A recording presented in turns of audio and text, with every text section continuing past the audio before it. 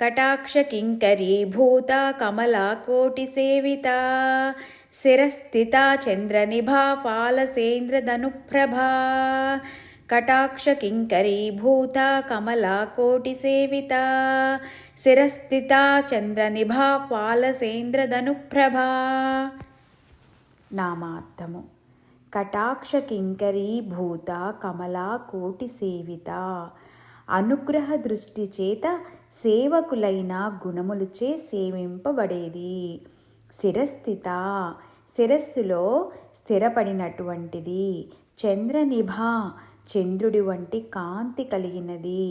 ఫాలస్థ, ఫాల భాగమునందు ఉండేది.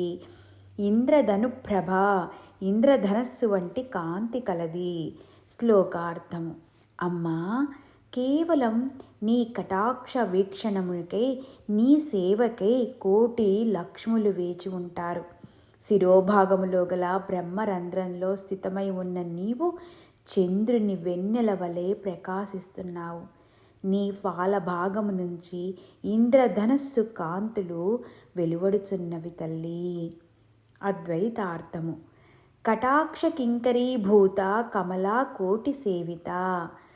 కమల అంటే సకల సమృద్ధికరమైన శక్తివంతమైన లక్ష్మి. కమలా కోటి అంటే కోటి శక్తులతో సేవింపబడుతుంది.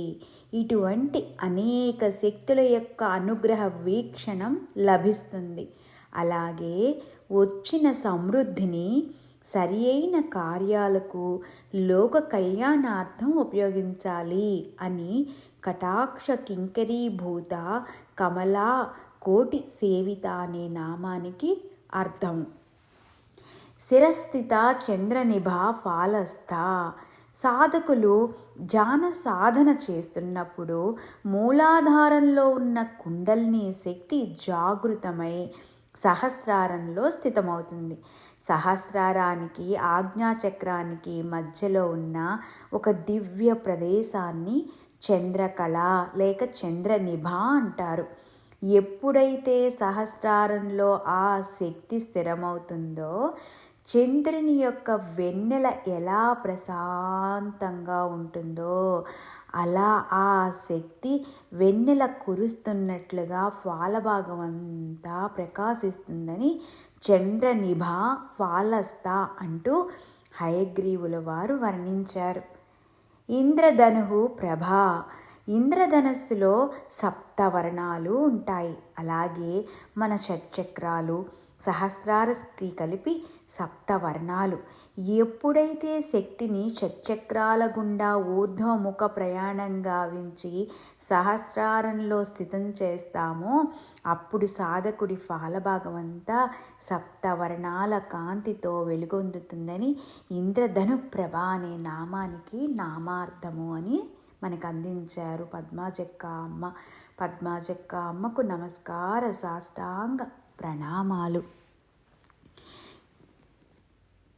మనకి ప్రతి వీడియోలోనూ చెప్పట్లేదు, కానీ అందరము గుర్తుంచుకోవాల్సిన విషయం ఏంటంటే ఈ చక్రాలు ఇవన్నీ కూడాను ఒక గురు ముఖత చేసుకోవలసినదిగా అందరికీ విజ్ఞప్తి చేస్తున్నాము. శ్రీ సచ్చిదానంద సమర్థ సద్గురు సాయినాథ్ మహారాజ్కి జై. శ్రీ లలితా పరమేశ్వరి పాద పద్మాలకు నమస్కార సాష్టాంగ ప్రణామాలు. శ్రీమాత్రే నమః. ఓం శాంతి శాంతి శాంతి.